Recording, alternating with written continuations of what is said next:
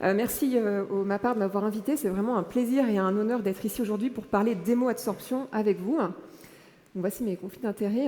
Alors, avant toute chose, je voulais faire en préambule quelques mots de sémantique sur l'hémoadsorption. Je pense que c'est important parce qu'on a tendance, et particulièrement dans ce sujet-là, à mettre sous ce terme beaucoup de choses, pas forcément toutes semblables, et cette perte de précision peut nous conduire à des conclusions qui sont parfois erronées.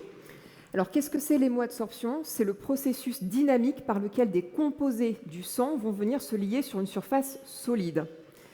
Cette hémoadsorption, elle peut faire appel à différents mécanismes que vous voyez ici, et elle peut être plus ou moins spécifique et sélective. Ça va dépendre de la surface et ça va dépendre des composés qu'on vise d'absorber. Justement, ces cibles de l'adsorption, la principale, celle à laquelle on pense en premier lieu quand on prononce le mot hémoadsorption, c'est bien évidemment les cytokines, mais c'est loin d'être les seuls. Vous voyez là, on parle aussi de pathogènes, de médicaments, de cellules, et donc j'y reviendrai un petit peu plus en détail plus tard. De même, quand on parle du mécanisme par lequel l'hémoadsorption va agir sur les cibles, on pense principalement à une extraction du compartiment sanguin et on espère observer une diminution de la concentration sanguine de ces cibles, mais il y a d'autres mécanismes, et vous les voyez ici, notamment le mécanisme de modulation, par exemple, et notamment l'hémoadsorption pourrait moduler la fonction de certaines cellules, leucocytaires par exemple. Alors, l'hémoadsorption, elle est très largement mise au service d'un plus grand groupe de thérapies qu'on appelle les thérapies de purification sanguine extracorporelle que vous voyez là. Et ces thérapies, on peut les administrer avec différentes modalités, différentes méthodes. Et en vert, vous voyez les méthodes qui recourent à des principes d'hémoadsorption. Donc, c'est ce qu'on retrouve principalement dans les thérapies d'hémoperfusion. L'hémoperfusion, c'est quoi? C'est ces cartouches que vous voyez ici, le cytosorbe. Et dans cette cartouche, on va venir faire circuler le sang au contact de billes ou de fibres, et ces billes ou ces fibres vont permettre l'absorption des cibles. On peut aussi avoir néanmoins de l'absorption sur des filtres d'épuration extra-rénale qui vont être optimisés pour cet effet. Alors, si on se concentre un petit peu sur la principale modalité d'administration de l'hémoadsorption, c'est donc l'hémoperfusion, la cartouche. Voilà ce qu'on peut faire. On peut faire ce qu'on appelle du stand-alone. Là, vous voyez une cartouche d'hémoperfusion dans un circuit, dans une circulation extracorporelle. Ne vous laissez pas duper par la figure. Il faut un cathéter vasculaire central pour pouvoir administrer ces thérapies, un cathéter type cathéter de dialyse. Les débits sanguins nécessaires sont quand même assez importants. On peut aussi faire ce qu'on appelle du combiné. Donc là, on a à la fois un traitement d'épuration extra-rénale et en plus, on va venir ajouter dans le circuit la cartouche d'hémoperfusion. On peut faire ça sur des circuits d'hémodialyse intermittente, sur du continu, avec du citrate, avec de l'héparine.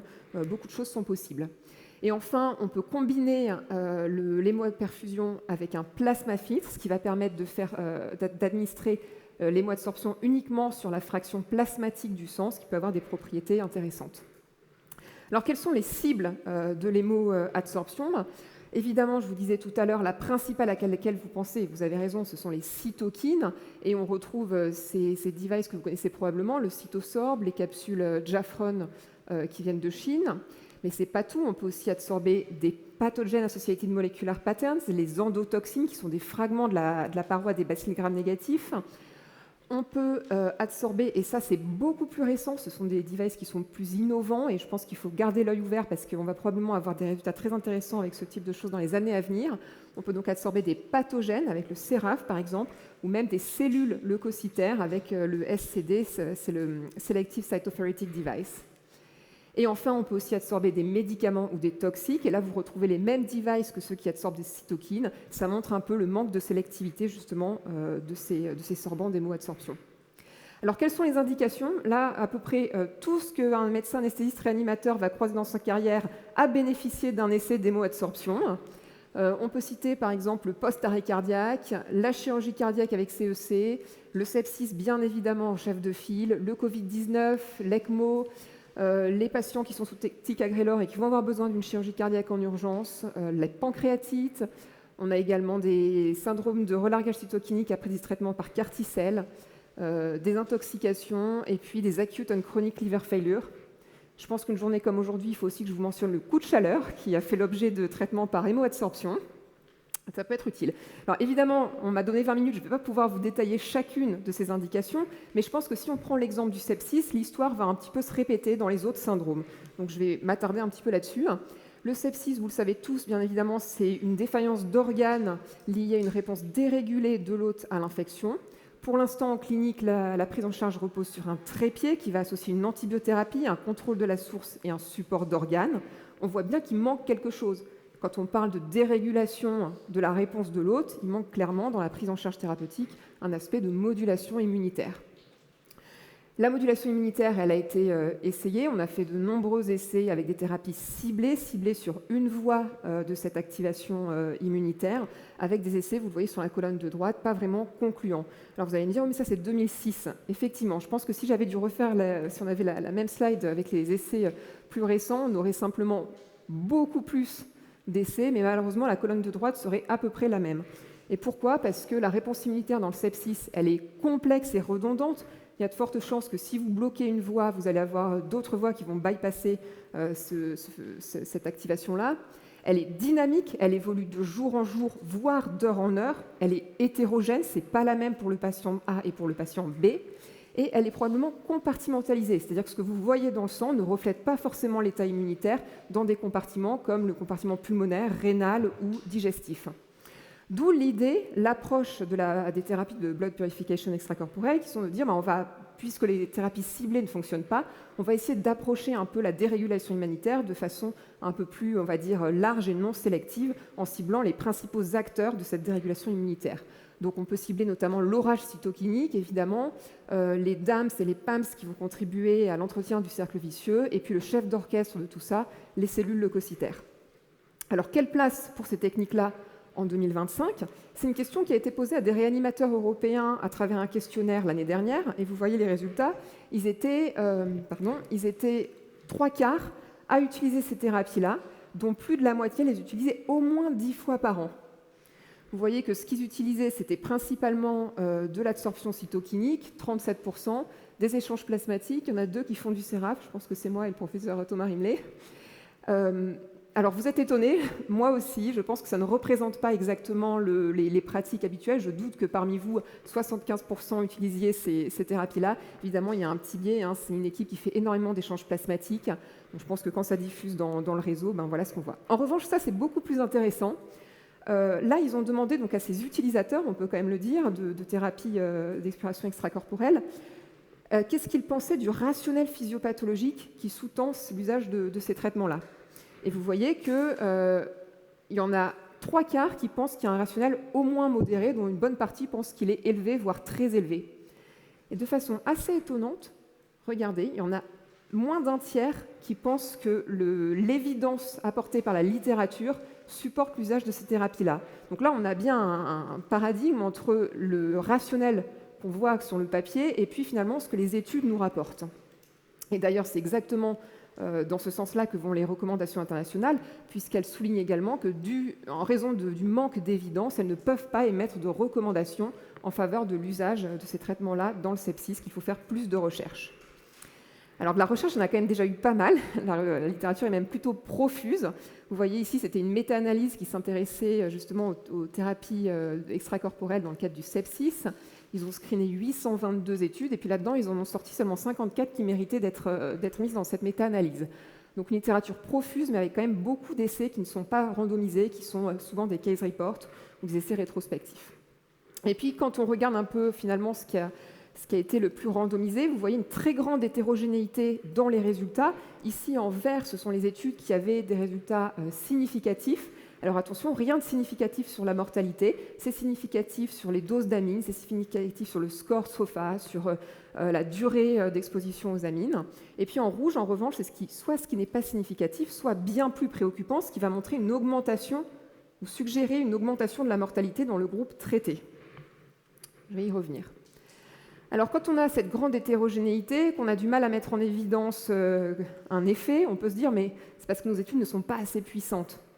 Mettons tout le monde dans une méta-analyse. Et c'est ce qui a été fait à de multiples reprises. On a beaucoup de méta-analyses qui se sont intéressées à cette question. Je vous montre celle-ci. Et donc, dans cette méta-analyse, il y a deux techniques de blood purification qui montrent un effet en faveur du traitement sur la mortalité. C'est la polymyxine B et les échanges plasmatiques. Les échanges plasmatiques, ce n'est pas de l'hémoadsorption, donc je ne vais pas m'attarder dessus. En revanche, la polymyxine B, c'est intéressant, c'est ce qui absorbe l'endotoxine. Alors, voyons voir dans une autre méta-analyse qui s'est intéressée plus particulièrement à cette polymyxine B, qu'est-ce que ça donne? Eh bien, vous voyez que quand on prend tous les essais ensemble, on a plutôt quelque chose qui est en faveur du traitement. En revanche, regardez, quand on s'intéresse uniquement aux essais à faible risque de biais, ah ben là, subitement, on passe de l'autre côté. On est plutôt en faveur du groupe contrôle. Quand on regarde les essais les plus récents, idem, plutôt en faveur du groupe contrôle. Et quand on regarde les essais réalisés en Europe ou aux USA, plutôt en faveur du groupe contrôle. Donc finalement, ce qui a l'air de driver l'effet en faveur de la polymyxine B dans l'ensemble des études, c'est plutôt des études anciennes, conduites dans des pays asiatiques, donc il y a peut-être un effet phénotypique des patients, ou en tout cas d'hétérogénéité du traitement. Sur les méta-analyses, donc pas grand-chose qui sort. L'autre approche, c'est de se dire, justement, est-ce qu'il n'y a pas une population qui bénéficiera plus de ce traitement? Et donc c'est l'autre approche, c'est de dire, dans ce cas-là, on va faire des études post-hoc, où on va regarder si on trouve une sous-population qui va en bénéficier. Et ici, vous voyez que c'était un essai randomisé qui s'était intéressé donc, à la polymyxine B pour les patients en sepsis. Et puis, sur une étude en sous-groupe, il montrait que finalement, quand le taux plasmatique, l'activité de l'endotoxine était comprise entre 0,6 et 0,9, là, on avait l'impression qu'il y avait un bénéfice pour les patients à recevoir la polymyxine B. Alors, cette hypothèse-là, elle a été testée en prospective dans un essai contrôlé, randomisé, multicentrique, où les patients ont été inclus selon leur taux plasmatique d'endotoxine et inclus pour recevoir soit la polymyxine B, soit le traitement contrôle. Vous voyez que là, l'enrôlement est terminé, donc on aura bientôt les résultats, on espère. Autre device important, évidemment, le cytosorb, celui qui absorbe les cytokines. À nouveau, de nombreuses méta-analyses, je ne vous présente que ces résultats-là. Vous voyez que sur la mortalité, il n'y a pas de différence. En revanche, moi, ce qui me préoccupe, c'est ça, c'est qu'il y a quand même des études qui montrent un effet défavorable en faveur du traitement, avec une augmentation de la mortalité. Je pense que c'est difficile d'ignorer des résultats comme cela. Et notamment cette étude, qui est une étude publiée en 2021. Alors, c'est une étude qui a le mérite d'avoir particulièrement bien sélectionné des patients. Ils ont des taux d'IL6 élevés, ce qui n'est pas le cas de toutes les études menées dans ce domaine-là. Ils ont un score de dépendance aux vasopresseurs important. Et puis, le traitement est bien appliqué. 3 séances d'absorption cytokinique pendant 24 heures. Le traitement est appliqué précocement. Ce n'est pas du randomisé, mais ils ont quand même fait l'effort de matcher les patients avec un score de propension. Et vous voyez que le résultat il est sans appel. Il y a plus de mortalité dans le groupe cytokine. Voilà, alors ça c'était pour le sepsis. Maintenant, un autre exemple, parce qu'il nous concerne régulièrement en tant que médecin anesthésiste réanimateur, c'est celui de la chirurgie cardiaque. Là aussi, on a un fort rationnel physiopathologique. On a l'impression que les thérapies d'hémoadsorption peuvent agir sur de nombreux mécanismes qui contribuent à l'inflammation post-CEC et à la dysfonction d'organes post-CEC. À nouveau des méta-analyses, je passe rapidement parce que globalement, il n'y a pas de résultat sur la mortalité ni sur la durée de séjour. Je pense qu'il faut quand même être un petit peu prudent parce que toutes ces études, les essais randomisés qui ont été mis dans ces études-là, ont inclus des patients très différents. C'était parfois des chirurgies longues, des chirurgies urgentes, ou au contraire, c'était des patients électifs, donc ce n'est pas les mêmes populations. Les méthodes d'application de l'hémoadsorption étaient différentes également, les débits n'étaient pas forcément contrôlés, donc la dose de traitement n'est pas la même partout. Difficile finalement d'avoir une conclusion vraiment précise. La dernière étude que je vous mentionne dans ce domaine-là, c'est l'étude CIRAKI-O2 qui a été publiée tout récemment dans le JAMA. Là, c'est également de l'hémoadsorption, mais administrée avec une modalité un petit peu différente. On n'est pas sur de l'hémoperfusion avec une cartouche, on est sur de l'hémoadsorption grâce à un filtre d'épuration extrarénale. Il s'agit de la membrane Oxiris, c'est une membrane qui a des propriétés d'absorption à la fois des cytokines et des endotoxines. Donc on agit sur 2 mécanismes simultanément. Et puis en plus, vous voyez, on peut faire un peu d'ultrafiltration. Dans cette étude-là, on avait des résultats positifs sur un critère de jugement qui n'était pas la mortalité. Là, c'était non significatif, mais le nombre, l'incidence des insuffisances rénales aiguës post-opératoires. Donc peut-être encore un chapitre qui n'est pas tout à fait clos dans la chirurgie cardiaque. Alors quelques pistes pour le futur. On a ce rationnel physiopathologique important, mais on n'arrive pas à montrer d'effets bénéfiques francs dans la littérature, en tout cas de façon homogène et répétée. Alors pourquoi ? Peut-être parce qu'on n'identifie pas suffisamment bien les patients qui pourraient répondre à la thérapie et qu'il faut qu'on les identifie mieux. Il y a probablement une importante hétérogénéité de l'effet du traitement, donc il va falloir aller chercher ces patients qui peuvent bénéficier, notamment peut-être par l'usage de biomarqueurs. Je vous ai parlé de l'IL6, on a parlé de l'activité de l'endotoxine plasmatique. Peut-être qu'il faut également se poser la question des effets indésirables liés à l'usage de ces thérapies d'hémoabsorption, et notamment ces thérapies, elles absorbent également les médicaments et les toxiques, comme je vous l'ai montré au début. Et finalement, dans tous ces essais, on voit assez peu de dosage d'antibiotiques, on voit assez peu d'adaptation des doses d'antibiotiques quand on administre du cytosorbe aux patients. Donc c'est quand même un petit peu, ça pousse un peu à la réflexion, et peut-être qu'à minima, si on se donnait la peine de doser correctement les antibiotiques pour ces patients-là, on pourrait augmenter les chances de voir un effet positif.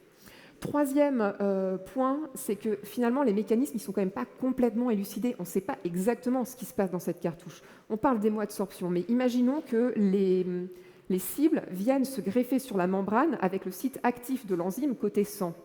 Rien ne nous dit qu'il n'y reste pas une activité biologique de ces enzymes et que quand le sang passe au contact de la membrane qui est saturée d'enzymes ou de molécules, il n'y a pas une activation des leucocytes, par exemple. Ensuite, on parle régulièrement de l'IL6, mais d'autres cytokines, mais une cytokine, ça ne marche pas tout seul. Une cytokine, ça marche avec son récepteur, et ces récepteurs, en l'occurrence, ne sont pas absorbés dans les devices, puisqu'ils sont fixés sur les cellules. Donc finalement, l'effet des cytokines, il va également dépendre de la balance et du ratio entre les cytokines et les récepteurs. Ça, c'est quelque chose qui est quand même rarement évalué dans ces études-là. Enfin, dernier point très intéressant, ça va être celui de la dose et du timing. On a montré, grâce à cette très belle étude, c'est des volontaires sains auxquels on a fait subir un choc endotoxinique avec l'administration d'endotoxines intraveineuses. Ça a été accepté par un CPP. Mais ça permet d'avoir des résultats très intéressants, puisque cette étude permet de montrer un relargage de cytokines, et notamment d'IL8. Je suis désolée, je ne trouve pas le pointeur, mais il n'y en a pas. Mais vous voyez que sur le graphe en bas à gauche d'IL8, on passe sous la ligne du 0, c'est la clairance. Il y a une clairance négative. Clairance négative, ça veut dire quoi? Ça veut dire que peut-être le device va relarguer des cytokines qui avaient été séquestrées avec le temps. D'où peut-être le fait que 24 heures, c'est trop. Donc voilà, en conclusion, l'hémoadsorption, c'est une technique qui peut être appliquée de nombreuses manières. Il ne faut pas tout mélanger. Quand on dit est-ce que vous êtes pour ou contre l'hémoadsorption avec un grand H, ça ne veut probablement rien dire. On parle d'hémoadsorption des cytokines, des endotoxines, des leucocytes, des pathogènes. Chez des patients septiques ou chez des patients avant une chirurgie cardiaque pour l'absorption du ticagrelor, c'est pas pareil. Ça cible donc des mécanismes physiopathologiques et des cibles différentes, et ça, il faut l'avoir bien en tête. Et en 2025, on a encore de nombreuses questions qui restent en suspens et sur lesquelles il va falloir qu'on progresse pour améliorer la place de ces traitements, notamment quelle cible exactement on veut épurer, chez quel patient, faut-il utiliser des biomarqueurs pour les sélectionner, quelle est la dose et quel est le timing pour administrer ces thérapies, et quels sont les outcomes qu'il faut retenir dans les études. Et enfin, je pense que la meilleure conclusion, elle revient aux experts du groupe ADKI. Donc l'ADKI a réuni un collège d'experts pour préparer une conférence de consensus sur l'hémoadsorption. Et finalement, pour la première fois dans l'histoire de l'ADKI, aucune recommandation n'a pu sortir de cette conférence, puisque les experts ont dit qu'il n'y avait pas assez de data robustes pour proposer des guidelines de l'usage de l'hémoadsorption. En revanche, ils ont proposé un agenda de recherche assez conséquent. Et voilà, ça c'est... Je vous remercie.